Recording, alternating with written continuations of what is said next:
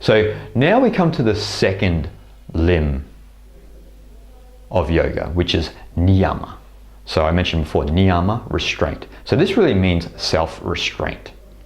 So the focus of the 5 rules of yama, the first limb, was about harmonizing our relationship with other beings. But the focus of niyama, on the other hand, is concerned with the inner life and how to harmonize our life to the greater life and the transcendental reality.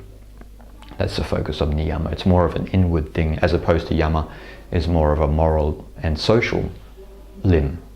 So the 5 rules of niyama are shalka, purity, samtosha, contentment, tapas, austerity, and svadhyaya, study, and the last one is ishvara pranidhana, devotion to the Lord. These are the 5 rules of niyama. Okay, so the first rule, being purity, being shalka, is based on both external and internal. So external purity requires obviously taking a bath and proper diet.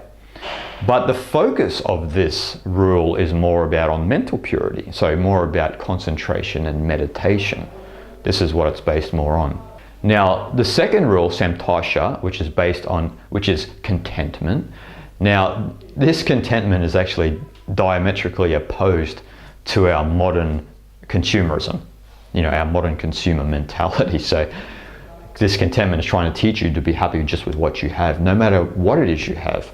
And so when you have this constant practice of contentment, you have this experience of everything with equanimity. So there's no high, there's no low, you see both the same, mutual actually. So the third rule of niyama is tapas, austerity. So tapas these are basically practices of immobilizing sitting and standing, immobilizing sitting and standing, the ability to bear hunger, thirst, cold and heat, and also formal silence and fasting. These are parts of tapas, the ability to be in silence for extended periods of times and the ability to physically fast. Now the idea of tapas, of austerity, is that if you follow these practices that I just mentioned, then there's this great energy that is produced, which actually gives birth to this higher awareness, this higher state of consciousness.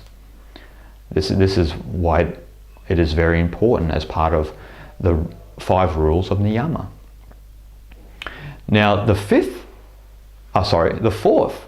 rule of niyama, svadhyaya, study, is basically don't think about intellectual study. This doesn't really have anything to do with intellectual learning. It's about diving into the hidden meanings of the scriptures, the ancient scriptures. So this is the ability to absorb yourself into ancient wisdom, which you could say in some sense is intellectual learning if you want to be clever. But this is not really accumulating data and so forth and so on. It's about contemplating the mysteries of life through these hidden scriptures and ancient wisdom. Now, the 5th rule of niyama, as I mentioned, was devotion to the Lord. So what does the Lord mean here? Now, this is where it gets confusing because there's many different interpretations of God and the Lord throughout the world. Patanjali's view is that he uses the word Ishvara. This is why it's known as Ishvara Pranidhana. Now, Ishvara is one of the multiple but coalescing transcendental selves, Purusha.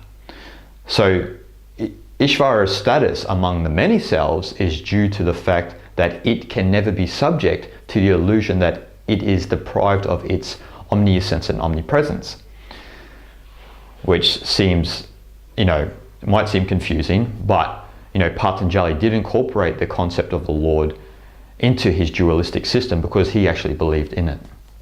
That was the idea here. His idea of Ishvara was not only that he thought it needed a concept of the Lord within the 8 limbs of yoga or in the Yoga Sutras, but he actually believed in the presence of a God. But in this sense, you can't think of the God in the normal terminology. As I said, this is related to one of the multiple but coalescing transcendental selves, the Purusha, which it can appear confusing. So Ishvara here is not a creator like the Judeo-Christian God, nor is it a universal absolute like we discover in the Upanishads or the scriptures of Mahayana Buddhism.